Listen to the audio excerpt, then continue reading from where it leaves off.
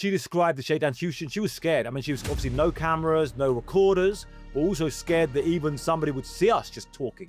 The opinions of the guests and host are their own and do not represent the opinions of Ironclad, the Border Patrol, or the Department of Homeland Security.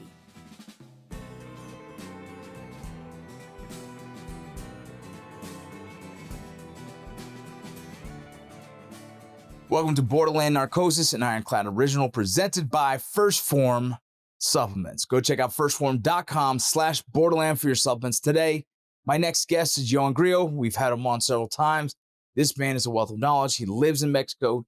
He reports everything he can in Mexico. And today we talk about extortion. It's happening all across Mexico right now, and he gives us some insight. Can you describe to me what's going on right now in Mexico and how the cartel is now using violence and extortion? And the funny thing is, I'll tell you, we just got reached out to by a cattle owner, and it's happening to them as well. So I'd love to connect you and him together so you can further investigate with them. But it is happening. They contacted me saying, can we tell our story? So we'll have them on the show soon. But I know this is happening currently all over the place. Can you kind of give the audience a little explanation of what's happening? Yeah, sure thing. So this is a process that really goes back a couple of decades in Mexico, where you get, the drug cartels diversified out their portfolio of criminal activities to a bunch of other things. So they were no longer just drug cartels. They were also, we're going to steal oil from the Mexican state oil monopoly and sell that, in the United States among places. We're going to traffic people and take over the human smuggling business. And also, we're going to just shake people down and demand money from businesses, small businesses, large businesses. Another thing which allowed this to grow more recently, one of the crimes that the cartels and the gangsters around the cartels got big into over the last 20 years was kidnapping for ransom, a very horrific crime where they kidnap somebody or a family member, sometimes just a teenage kid, and demand money. It can be millions of dollars, or it can be, these shakedowns, these kidnappings for $50,000, $100,000. Now, the Mexican states fortunately hit back on that quite hard. They started in various states saying it's going to be a life imprisonment for kidnapping, and they would have these quite hardcore anti-kidnapping groups. In some states, even like Sinaloa, you even had members of the cartel themselves saying, we want to fight kidnapping. We don't want kidnapping around here. We don't approve of that crime. And they would catch people in flagrants with the kidnapped victims. So with all of that, they moved heavily into extortion, into shakedowns. And so this is demanding money. So they go to businesses. Now, it can be a mom and pop store, which is kind of an easy thing to shake down. So you go to a mom and pop store and you say, okay, you're going to have to pay us, $1,000 a month, or $500 a month, these various things, various figures. It can be a taco place. It can be a bar. It can be a junkyard for a car. And then it's going on and on, and also going to bigger businesses, going to businesses such as even some of the larger companies, now also very, very big in shaking down the mining sectors. Now, what this looks like on the street, I mean, this is horrific, the way it affects people. You have people who are struggling to get by anyway, are then having to pay the cartel money as well out of what they earn. It's like I'm working to pay the cartel, and that's a horrible feeling. Now, I went to one city which is considered by some metrics to be number one for extortion per capita in the whole of Mexico, and it's called Cuautla in the state of Morelos. It's the town, or close by to there, where Emiliano Zapata, the revolutionary, is from that town originally, and they have a big statue to him there with his bones underneath the statue. And there, I mean, these shakedowns are happening on an incredible level. I went around with a local crime reporter, zipping around on his quad bike, on the back of his quad bike, driving around. He drives around to these local crime scenes. He's a crazy, interesting guy. He's been shot at twice by the gangsters there for doing this reporting. You know, one time he was being shot at and he actually drove into a military base for protection. One time they tried to run him off the road. One time some local cops were unhappy with him and they beat him unconscious and he woke up in hospital the next day. But he's reporting on this and he managed to hook me up with one of the people. Now, although the extortion is happening so blatantly there, people are really scared to talk about this. And you really see on the ground, people are terrified. So Yeah. this one woman who's, she had a nice store selling a grocery store, also selling quite a lot of alcohol. And she described the shakedown. She was scared. I mean, she was obviously no cameras, no recorders, but also scared that even somebody would see us just talking. And I talked to her about the experience, and she'd been getting these phone calls for a bunch of years. You know, get these people phone you up and say, you got to give Palace money, but she'd ignore the phone calls. And there's a common thing that happens across Mexico. But then a kid came into the store and he had a phone in his hand and he put this to her ear and said, there's a guy in the book saying, look, we know about your kids naming schools, their jobs, their partners, and saying you're going to have to pay us. And their first demand was $500,000 pesos, which is about, $25,000-$30,000. Plus they're saying, we want your car, we want everything. She went to the police with this. She had a contact in the police. She went to him and said, I've got this shakedown happening. And her police contact said, the best thing to do is come to an agreement and pay. And this is the sad thing. They said that if the cops, the problem is, if we do this, we go down there, we set up, we grab a bunch of these guys, the cops, but some of them, you won't grab all of the gang, and they'll know you snitched them up, and they'll take revenge. So she ended up coming to an agreement and paying 150,000 pesos, which is about, $8,000 as a one-off payment. And this is a few months ago, and they haven't come back yet, but they could just come back again. Or you get a different gang. Because in the city of Cuautla, these are fragments of the old Sinaloa cartel. A long time ago, it was the Sinaloa cartel. Then it was the Beltran 11 organization. And then they kind of fragmented down, and there's like 5 crews in this city doing shakedowns. So you could pay off one, then another one could come. And this is, I think, a real tense situation in Mexico. It's behind some of the key murders that are happening recently in Mexico. And it's really a kind of powder keg waiting to go off. Is this separate from the drug trade? Is it like 2 different entities? One's focusing on this economic violence and the other's focusing on drugs? Or is it kind of the same ball of wax? It's just right now they're finding a way. Because I imagine it's probably harder to get drugs across the border right now, right? And so finding new ways of making money is important. So now you start going toward extortion of your own people, so on and so forth. But is this the drug trade individuals that are now just pivoting towards this economic violence, or is it a whole different thing? So in many cases, it's the same organizations. So you'll get like a big organization like the Jalisco New Generation Cartel. Now, the Jalisco New Generation Cartel is a very, very big, sprawling criminal organization.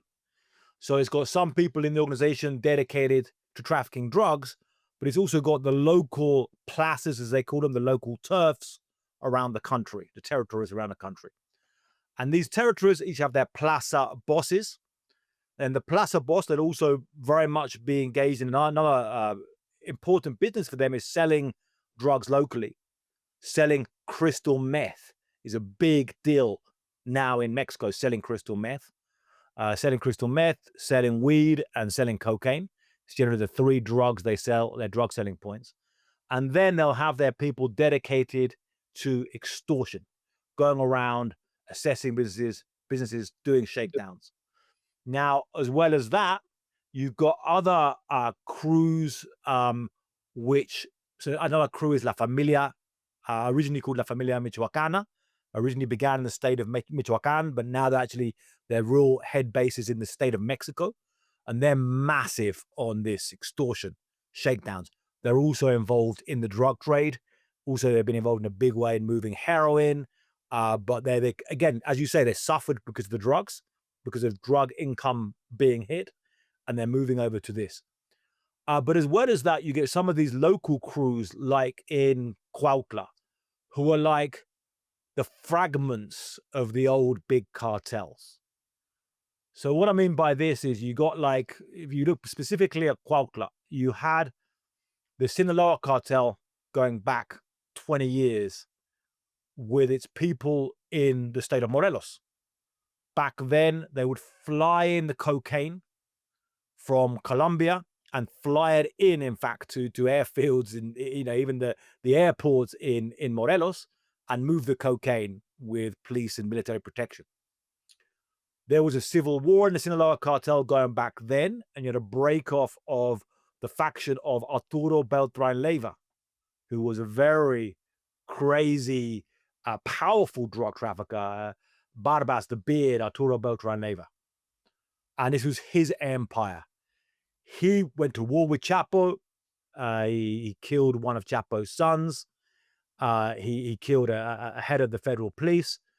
And he was hit very hard. And in Cuernavaca, the big city in Morelos, in 2009, he was shot dead by Mexican Marines right there, with information from the American, from the DEA. A crazy story there, that one of the Marines who died in that shootout, they had a hero's funeral for him, and then drug cartel people went and massacred, you know, his aunt, his mother, his sister, over in the wake after he died.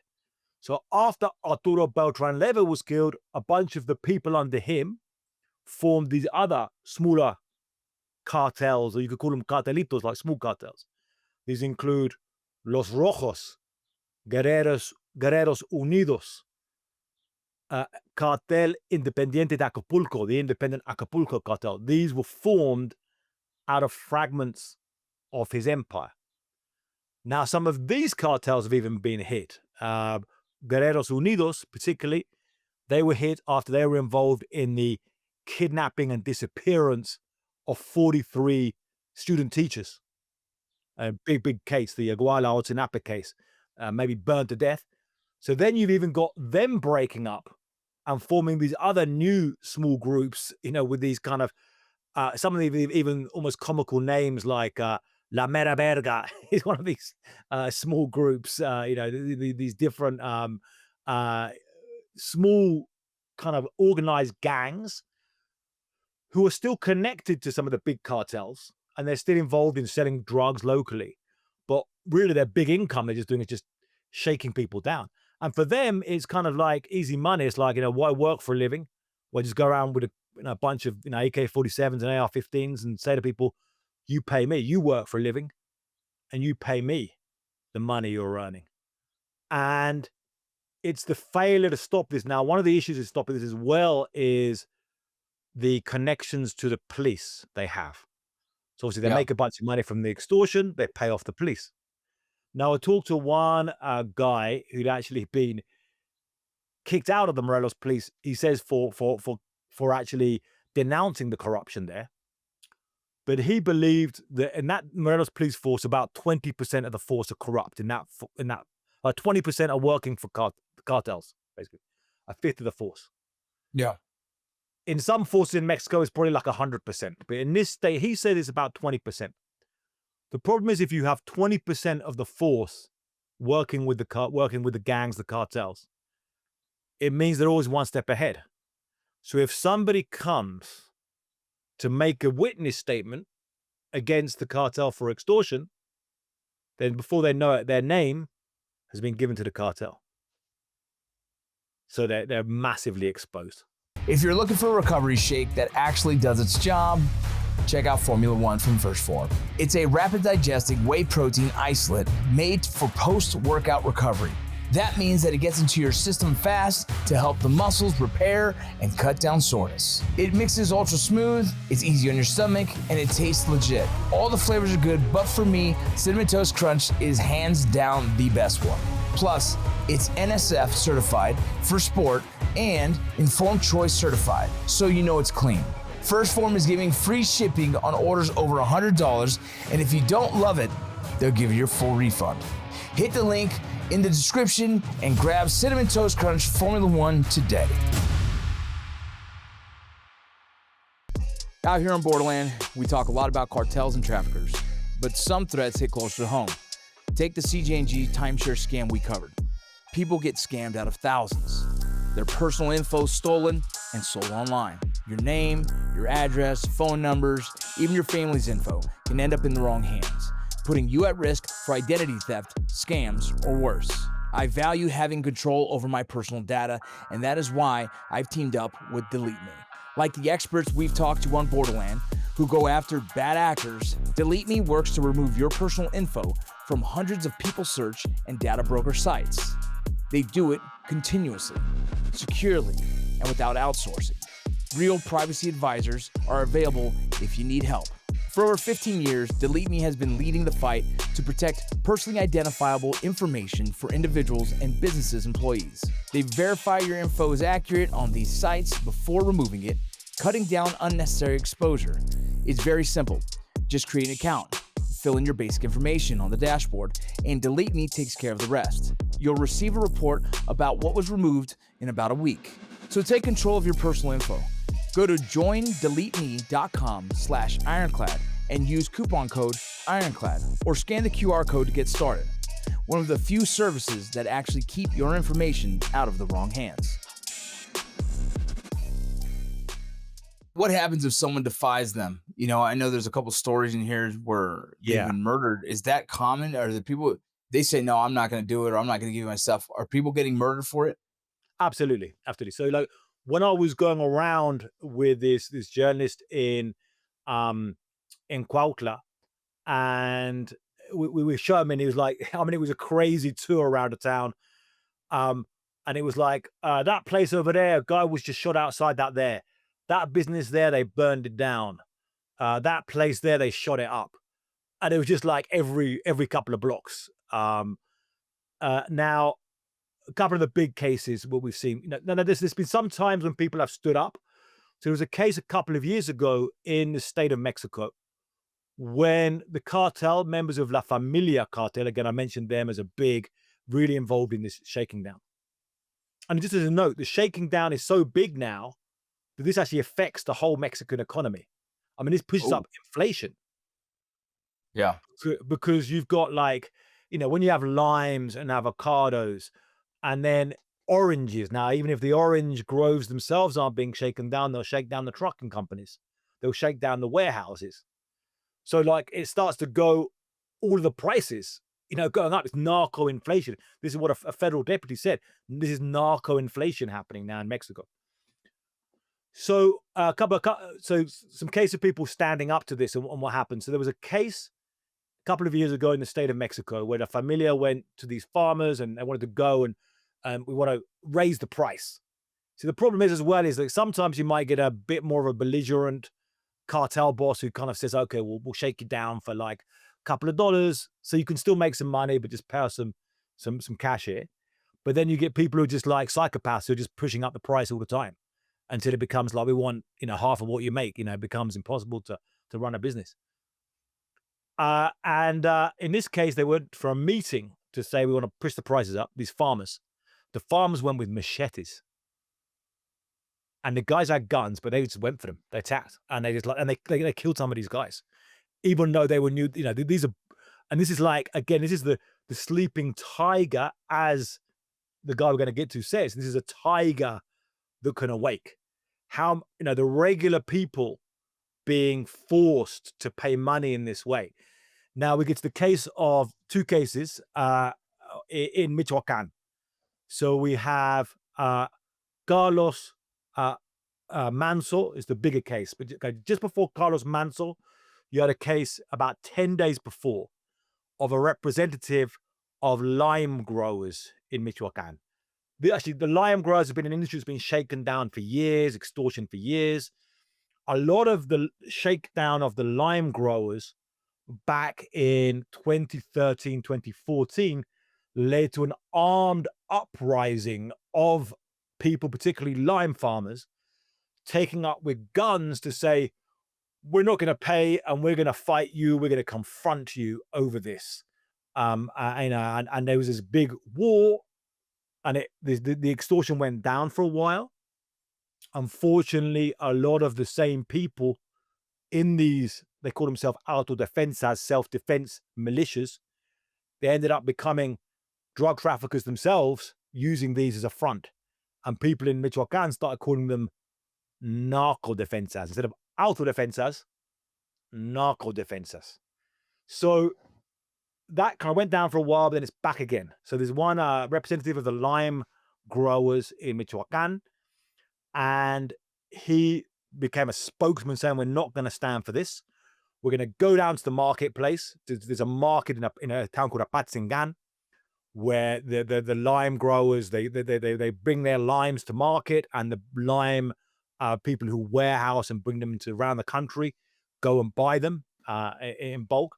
So we're going to go down there, and there could be nobody who's not a lime grower, who's not in the business, nobody here hanging around, people just like getting money out of us.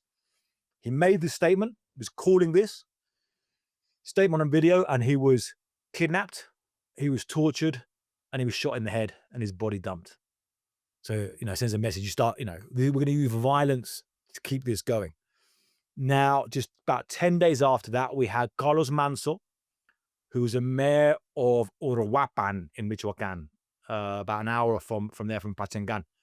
Now, Uruapan is very big for avocados, which has been a booming business in the United States right now, avocados. I mean, you've seen in the US, the consumption of avocados is huge, of these Michoacan avocados, so a huge business.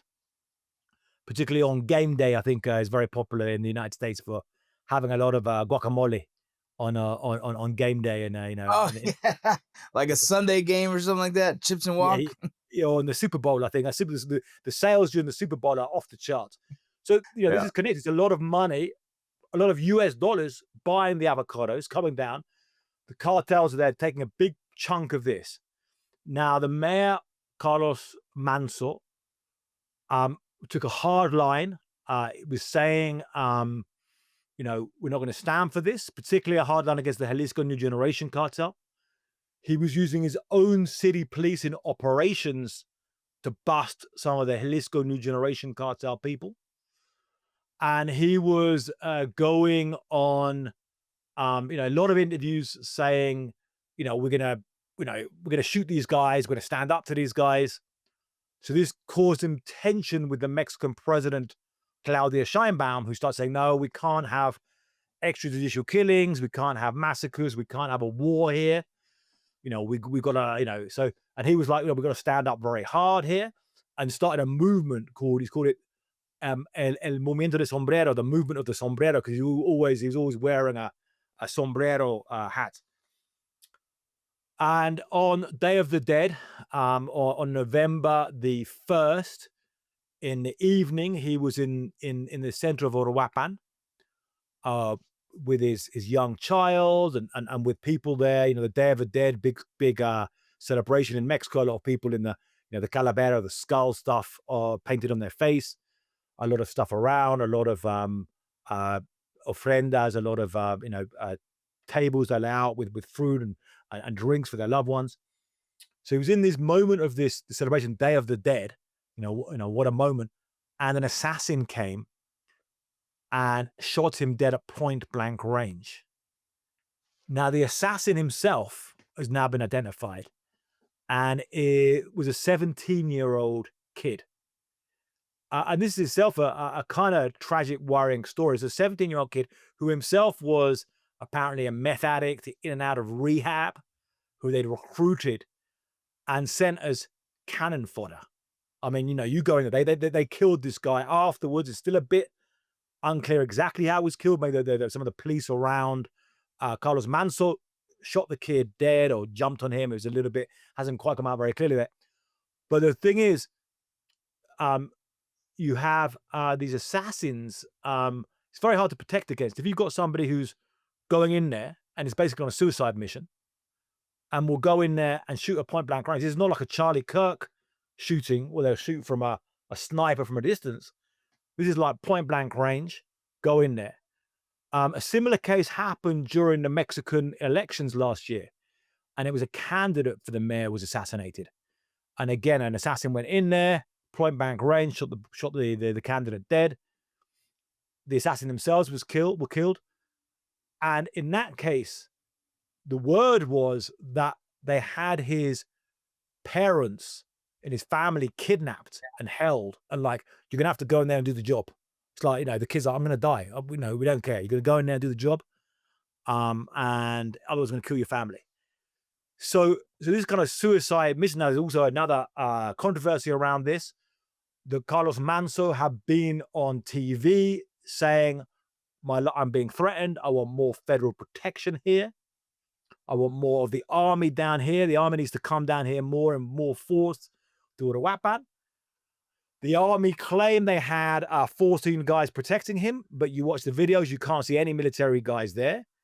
And now they're saying, well, they were in as a periphery to try and defend him from this murder. But immediately there's been a big reaction to that killing. Some of the quotes, one of the quotes he said was, I might die, but you're going to awake the tiger, which is Mexico. The people of Mexico are angry, and there's a big, right in the day afterwards, there was people around Michoacan. They burned down the town hall of Apatzingán. They tried to run into the state's palace, the state-run palace in Morelia, and there's a big demonstration planned for November the 15th. And there was a little demonstration just a couple of days ago. And I went to the people who had these same signs. One with citing Carlos Manzo, saying, Carlos Manzo, he was born to be a hero. He died to make history. Carlos Manzo. So he's become this martyr now of standing up to fight. So I think there's a big situation where you could see some, maybe almost like a citizen uprising against some of this stuff. But yeah, we'll see what happens. Yeah, I was curious to see how like the Mexican people are starting to handle that, being extorted for so long and being able to, not trust what to say and the fear of all that. I imagine it starts to build this kind of animosity towards the cartel. And like you said, now they made him a martyr, Mr. Manzo. And so I'm curious to see if, like, do you believe this is going to continue to pick up? Is the morale extremely low? Are business owners like scared of one being extorted, but two being murdered if they don't follow the rules? I imagine the whole place, the whole country's starting to feel this kind of pressure. Yeah, I mean, it definitely is very tense for a lot of these people. I mean, one. It's hard to think how one would act in those situations. You think, oh, I'll be the brave one to stand up.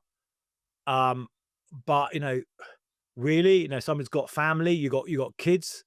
You got your wife, your kids, your own life, and you want to stand up and then be killed, or have your family murdered, or do you want to just pay the money?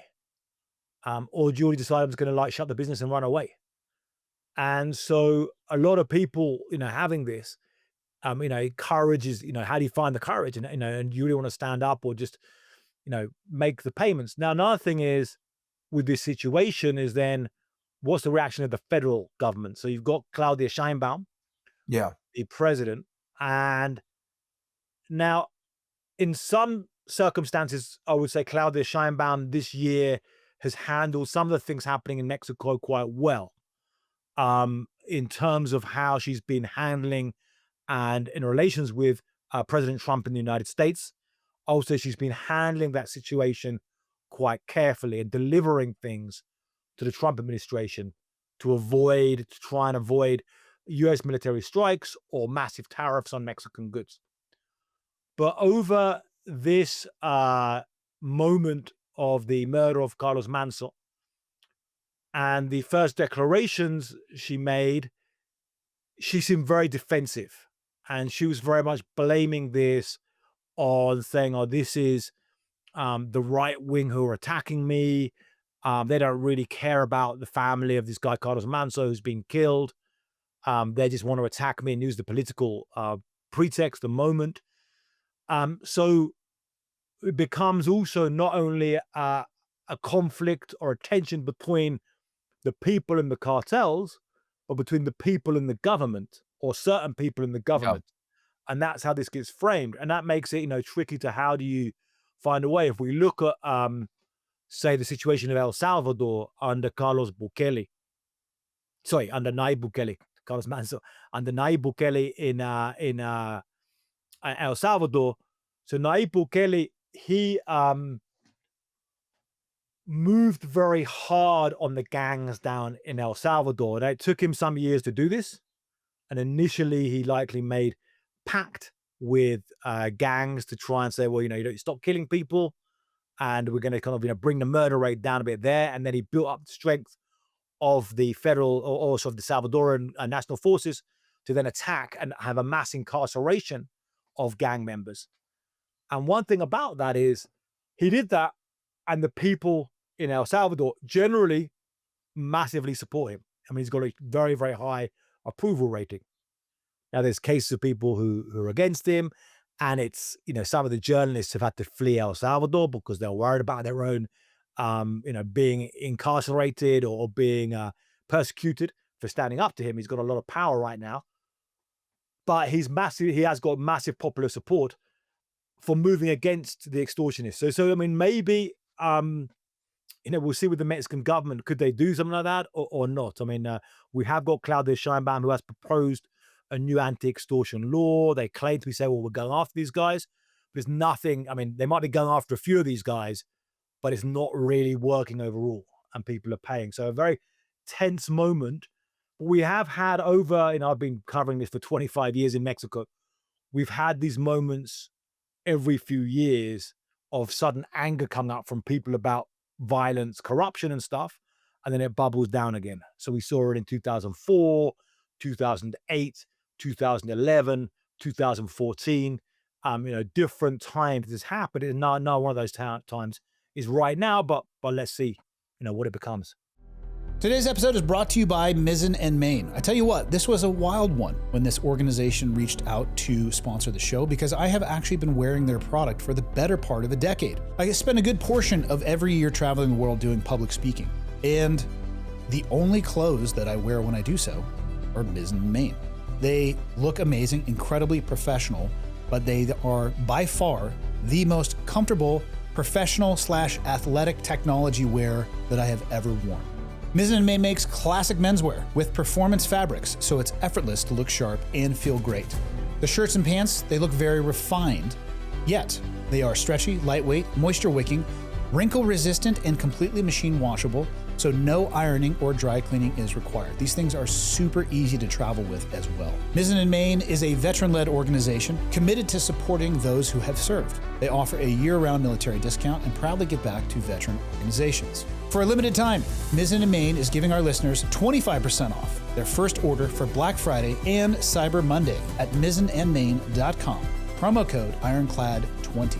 That's Mizzen, M-I-Z-Z-E-N, and Main, M-A-I-N.com. Promo code Ironclad20 for an exclusive 25% off. And if you'd rather shop in person, you can find Mizzen and Main at stores in select states. If you're into quality gear, you need Tac Pack, a monthly subscription box loaded with tactical gear from the top brands like Battle Arms Development, 9line, 511, and more. You can choose from Tac Pack Standard, $59.95 shipped with $90 to $120 worth of products, or Tac Pack Plus, $139.95 shipped with $240 to $300 worth of products. This September, Tac Pack Plus is stacked with over $330 worth of gear, including Battle Arms Development, 9line, and Next Level Armament. Use code Ironclad at tacpack.com for a free $70 tactical gift, pushing your value past $400. Tac Pack, gear you'll actually use. Is there a way you think these extortions slow down? Like you were just saying, there has been uprisings, but do you see a way forward where the cartel doesn't just kind of pick on its own people, if you will? Is there a way forward where, I just think it's kind of crazy, the term where you don't shit where you eat. It's like, man, you guys are extorting your own people. It's kind of crazy to hear, and you're losing any kind. And I know people live in the fear of the cartel, but I think there's also a place where people kind of live hand in hand with the cartel, kind of accept their norm. The government we know is somewhat corrupt, right? You said 20% of that one law enforcement, right? We don't know what the full federal government is either, and who's involved and who's not, who's getting paid. So there seems to be for many years where kind of the communities just kind of exist in this space of like, okay, this is just the way it is.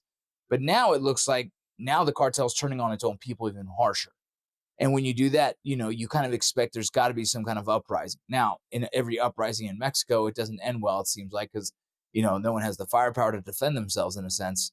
So it's a very different kind of approach. But I just think it's kind of, I don't see the long game in it for the cartel being favorable for them. You know what I'm saying?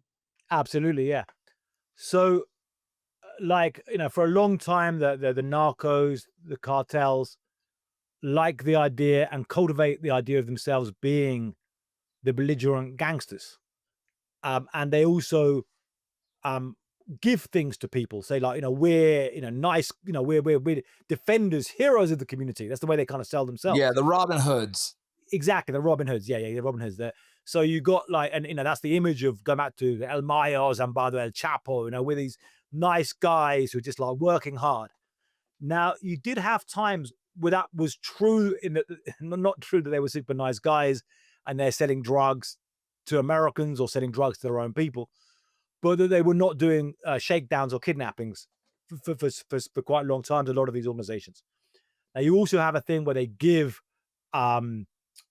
presents out to people. And I went to one of these places where this is the beginning of the COVID pandemic, where La Familia was giving out goods to people, right when the beginning of the COVID pandemic and everyone was worried about you couldn't find stuff in the supermarkets and stuff. And I went to this one, found this one little village where La Familia had been handing out stuff and found a couple of families who'd received stuff. And they'd sent the kind of teenage daughters down to pick up the stuff. And they'd given out the stuff in these big, plastic bags. And they had even the name, like some Familia written on the stuff. And the family was saying, and it wasn't, this wasn't cheap stuff. It was good sugar, good eggs, good flour. This was, good brands that we can't even normally afford because these are poor communities giving them. And even when it's not that much, it could be this small village. They put it on video. They record it on video. They send the video out on their social media. So they give an inflated idea of, we're the good people handing things out. Yeah. And they also, you have for a long time and still continues where the cartels also say, we give justice. We provide justice in these communities. Now, there's cases where there can be people who steal, who they can be just like local thieves, drug addict thieves. Drug addicts because they're taking the drugs the cartel is selling, but whatever. Drug addict thieves. And they can grab them. And then there's cases where they can strip them naked and make them walk down the street, with saying, signs saying, soy ratero, I'm a rat. I've been caught stealing and everyone's saying, look at that guy, public humiliate, medieval kind of style. And another kind of common criminal they go after are rapists. There's a case again, a group of La Familia behind this. I think one of the local cells of Familia, where they got an alleged rapist, and they got a dog to devour his genitals, and had it on video. They put a dog on him, and they got it. They filmed this dog eating this guy's genitals, alleged rapist, and saying, "Well, yeah." Yeah, it's like they're trying to build rapport, right? It's good PR. Yeah, they're trying to have the we're the community. cops. We're the cops. Right. We look after you. I mean, we're defending. Now, the government doesn't work. The government, the impunity is off the charts. The government doesn't defend and provide justice for people. So we're going to do this. Now, you also often saw these arguments. So when the Jalisco New Generation cartel first came in, and they kind of really rose up attacking the Zetas. And they had these groups called the Mata Zetas, the Zeta killers. And they would use this whole thing, which you still see around that cartel, they're extortionists. They're robbing people. We're going to defend you against the bad guys, and we're the good guys. And you hear that Yeah. all the time as well. I mean, there's good the Sinaloa cartel as well, saying that against, we just, interested in, and people say this. You hear people on the street say this. No, Chapo, he's not a bad guy. He was into moving drugs. The other people, they're the bad ones. They're messing, kidnapping people and stuff. We're going to defend you from them. We got guns, and we're going to defend you from them.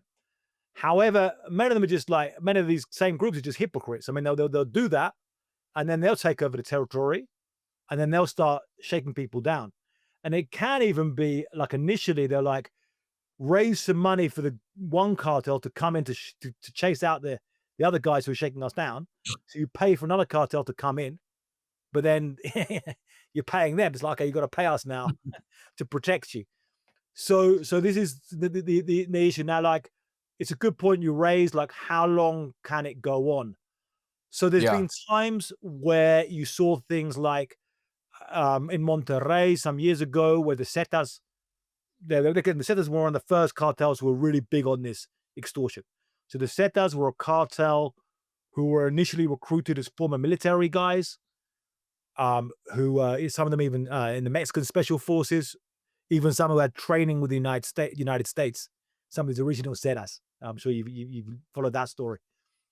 But some of these Zetas, they were originally a bodyguard for Osel Cardenas, the head of the Gulf cartel.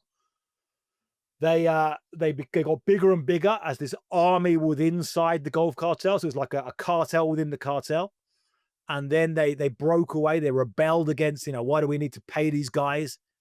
And I talked to one Zeta guy about this, and he used this phrase that we were like the revolutionaries. They saw themselves being revolutionaries against the old guard of these old Gulf cartel bosses, and with these revolutionaries rising up against them. But once they became their own cartel and had their own territory, they didn't have as many big international links to traffic drugs as a lot of the old bosses. So they're like, we need money fast. We've got a lot of guns. We're just going to do kidnapping, extortion, this kind of stuff. Now, one thing that happened when they went into parts of Monterrey, and there was a bunch of nightclubs, and they're like, we're going to shake everybody down.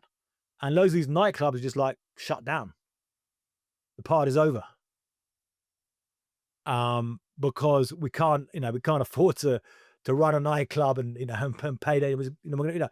I'm out of business, and I've got I know actually in Mexico City, I'm some friends with a club, a nightclub here, who had a nightclub, and they got approached by a local group. It's called La Unión de Tepito, which will also do some shakedowns. In that case, it was simply, our guy's going to be in your club selling drugs, and you're going to have to deal with it. And this guy was like, I'm out of business. I'm out. I don't want to go to work on a Friday and Saturday with my nightclub. I have to deal with these gangsters in my nightclub selling drugs. And if there's any incident, I got to pay for this. So, so some people were out, and so for a time, in Monterrey, they just burned the nightlife. Then things were reopened. Now, one of the worries, I guess, of how this could sustain long term is you look at what happened in southern Italy, in Sicily, with the mafia, the original mafia there. And they're very much built along shakedowns and protection rackets. And they kind of kept it for years. Once it gets kind of stuck in there, and then if the price is low enough for people just to, if it's low enough that they can keep the money coming in, it can sustain for decades. So that's a worry. Well, this becomes just entrenched. Yeah. But if it's kind of out of control, and right now, and people have a chance to rise up, all these murders are happening, or you get a situation like Cuautla with five different groups doing extortions, and some of them extorting people multiple times and stuff, then this could flare up. Yeah, I think it's interesting because I knew there was extortion happening, right? But this is something that's happened all the time for a long time, little things, but it's starting to get bigger and bigger and more and more. More so that I told you, a gentleman reached out to us who's a cattle farmer or like the owner of a cattle company, and he's been getting extorted like crazy. And even though not only just on the cattle, but on the travel, the truck trying to transport the cattle. So it's like multiple areas. And what he told me, which I think in the next episode when I interview him, he's going to talk about it, but he goes to a weigh station and you got to get through the weigh station as well. And they choose who they approve and who they don't approve to keep moving north. And so it's this really fascinating thing where like, it's not just one side of extortion, it's through the whole line of, you know, as the merchandise moves through the country, there's a potential for it to get stopped again for more extortion, whether it be just through distribution and whatnot. Absolutely. It's like they do this multiple points in the chain. So Yeah.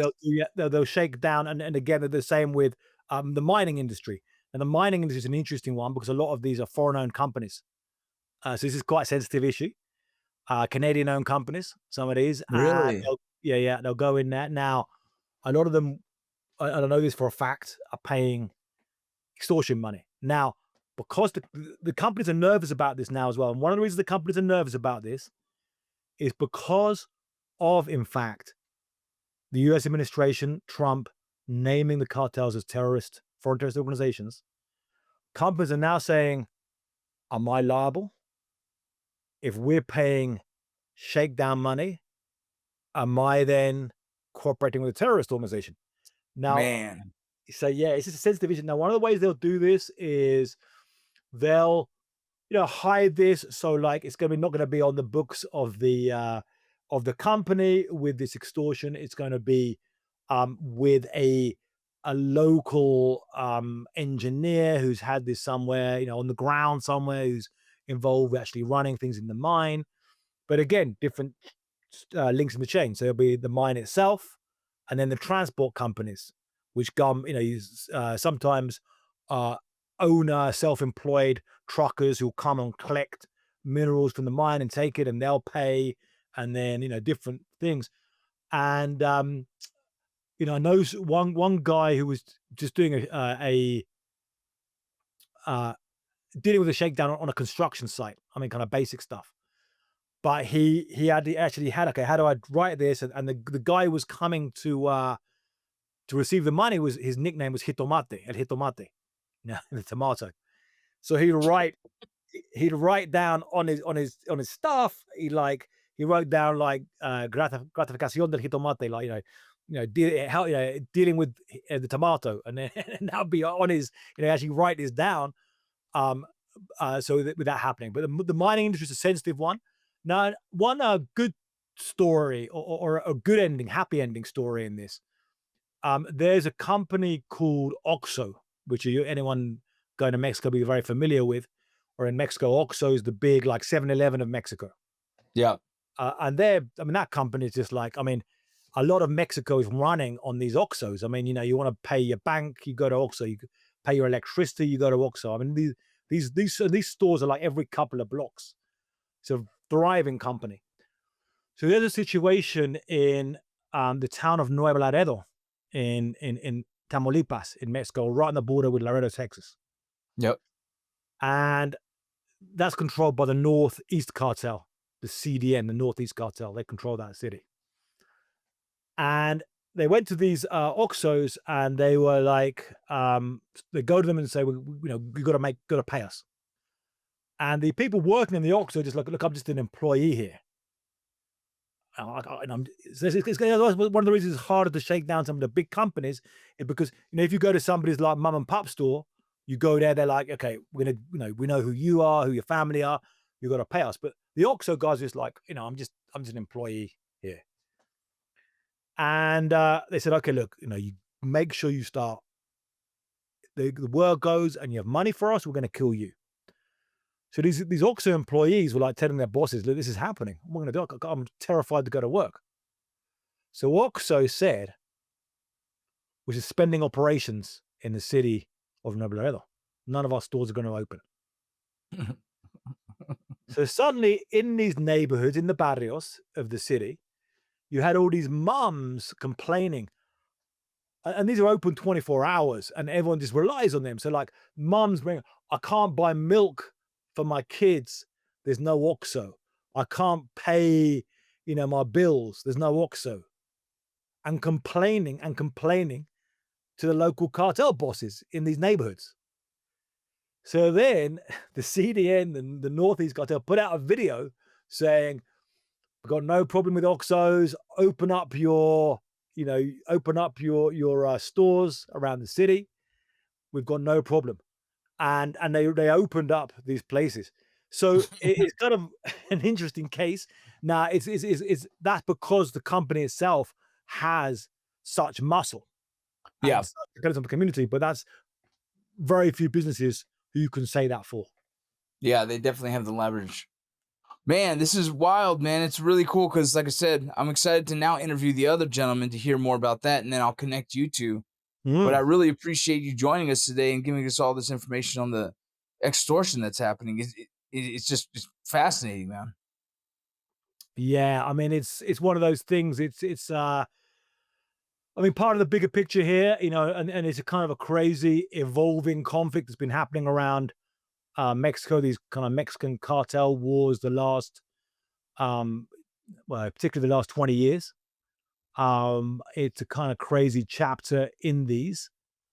But yeah, we'll see where this goes, and it kind of fits into the bigger. I mean, you've got a whole bigger geopolitics situation right now as well, with the United States hitting alleged drug boats in the Caribbean, the Pacific, and Venezuela. But this is happening as well, and perhaps another story, another layer of the story that people are not really seeing so much. Yeah. Well, listen, can you tell the audience where they can read some of these articles that you put out recently about it? Yeah, sure thing. So check out, you can see my work. I have a Substack, which is called Crash Out by Ioan Grillo. A weird name. It's an I, not loan like a bank loan. It's an IOAN, Ioan Grillo. And you can see it. You can either look up Crash Out by Ioan Grillo, or you can find www.crashoutmedia.com. I give a lot of stuff away for free. You can subscribe for more stuff. You can see plenty of stuff there. Also have some videos as well up on YouTube, and you can see me on Twitter as well at Ioan Grillo. Thank you for listening to Borderland Narcosis, an Ironclad original presented by First Form Supplements. Go check out your supplements right now at firstform.com/Borderland. Take care, y'all.